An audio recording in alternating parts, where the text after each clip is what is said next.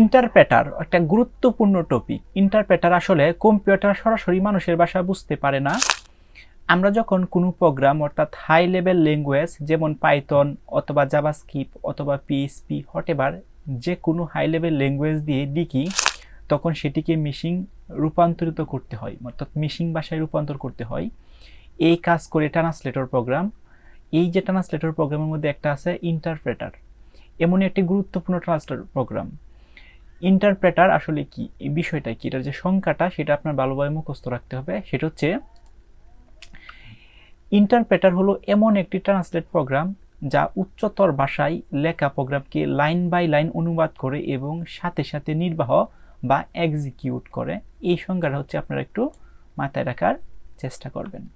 আচ্ছা, সহজ ভাষায় যদি আমরা বলতে চাই সেটা হচ্ছে ইন্টারপ্রেটার এক লাইনের কাজ শেষ করে তারপর পরবর্তী লাইনে যায়, অর্থাৎ সে লাইন বাই লাইন কোডগুলোকে এক্সিকিউট করে। মনে রাখার যে একটা ট্রিক্স সেটা হচ্ছে লাইন অনুবাদ চালানো, অর্থাৎ এক লাইনের পর এক লাইন, এক লাইনের পর এক লাইন, এভাবেই কিন্তু ইন্টারপ্রেটার কাজ করে। অর্থাৎ ইন্টারপ্রেটারের কাজের যে ধাপ আছে সেটা হচ্ছে সোর্স প্রোগ্রাম, যেটা হচ্ছে প্রোগ্রামাররা লিখে হাই লেভেল প্রোগ্রামিং ল্যাঙ্গুয়েজ, সেটা থেকে ইন্টারপ্রেটার, তারপর কি হয় লাইন বাই লাইন সেটাকে কি হয় অনুবাদ হয়। এই যে লাইন বাই লাইন অনুবাদ হয়, সাথে সাথে এক্সিকিউট কিন্তু হয়ে যায়। একটা উদাহরণ আমরা বলতে পারি, যেমন ধরেন print hello, print ICT, print HSC. অর্থাৎ প্রথমেই কিন্তু ইন্টারপ্রেটার আছে, প্রিন্ট করব হ্যালো, তারপর প্রিন্ট করব আইসিটি, তারপর হবে এইচএসসি। অর্থাৎ লাইন বাই লাইন সে এক্সিকিউট করব কোডগুলোকে। আচ্ছা, এখানে কিন্তু বর্ণনাটা আমি দিয়ে দিলাম। প্রথমে প্রিন্ট হেলো ওয়ার্ড অনুবাদন করবে বা এটা চালাবে, তারপর আইসিটি, তারপর এইচএসসি, এভাবে কিন্তু তার যে কাজটা সেটা কিন্তু সম্পূর্ণ হবে। আচ্ছা, ইন্টারপ্রেটারের যে বৈশিষ্ট্য আছে সেটা একটু মাথায় রাখতে হবে।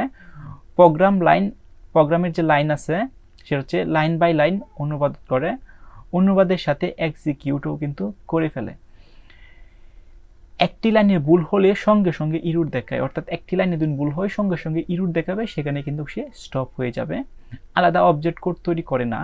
কম্পাইলারের তুলনায় ধীর গতি, অর্থাৎ কম্পাইলার যেমন ফাস্ট গতিতে কাজ করতে পারে, কিন্তু ইন্টারপ্রেটার সেখানে স্লো গতিতে কাজ করে।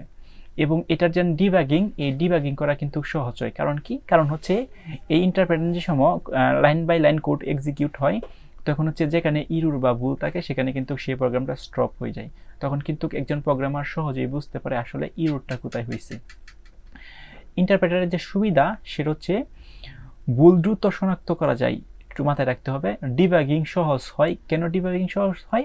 কারণ হচ্ছে যে সময় লাইন বাই লাইন কোডগুলোকে এক্সিকিউট হয়, তখন যেখানে ভুল থাকে সেখানে স্টপ হয়ে যায়। এজ এ রেজাল্ট বোঝা যায় কোথায় ভুলটা হয়েছে। কম মেমোরি প্রয়োজন হয়, ছোট প্রোগ্রামের জন্য উপযোগী, অর্থাৎ ইন্টারপ্রেটার ব্যবহার করা হয় ছোট যে প্রোগ্রামগুলো আছে সেটার জন্য, প্রোগ্রাম টেস্ট করা সহজ। ওকে। আচ্ছা, ইন্টারপ্রেটারও কিছু অসুবিধা আছে, সেটা হচ্ছে এক্সিকিউশন ধীর হয়, অর্থাৎ সেটা যেন কার্যকলাপ সেটা খুবই ধীর গতিতে বা স্লোতে হয়। এরপর আছে বড় প্রোগ্রাম কম কার্যকর হয় এই ইন্টারপ্রেটারে, প্রতিবার চালানোর সময় আলাদা অনুবাদন করতে হয়, অবজেক্ট কোড সংরক্ষণ করা যায় না। এইটা হচ্ছে, এই চারটা হচ্ছে তার অসুবিধা। আর এখানে 1 2 3 4 5, এই 5টা হচ্ছে ইন্টারপ্রেটারের সুবিধা। তার মানে ইন্টারপ্রেটারের সুবিধা এবং অসুবিধা কিন্তু আপনার মাথায় রাখতে হবে। ইন্টারপ্রেটার ব্যবহৃত ভাষা হচ্ছে পাইথন, জাভাস্ক্রিপ্ট, রুবি, বেসিক, এরকম হাই লেভেল ল্যাঙ্গুয়েজ যত আছে সবগুলোতেই কিন্তু ইন্টারপ্রেটার ব্যবহার করা যায়। এছাড়া হইতে পারে গো, এরপরে হচ্ছে পিএইচপি, জাভা, হোয়াটএভার, যে কোনো হচ্ছে হাই লেভেল যে প্রোগ্রামিংগুলো আছে, প্রোগ্রামিং ভাষাগুলো আছে, সেগুলো কিন্তু ইন্টারপ্রেটার কম্পাইলার করতে পারে বা ট্রান্সলেট করতে পারে। সো ইন্টারপ্রেটার সম্পর্কে এতটুকু জানলেই পরীক্ষার মধ্যে ভালোভাবে আনসার করা সম্ভব।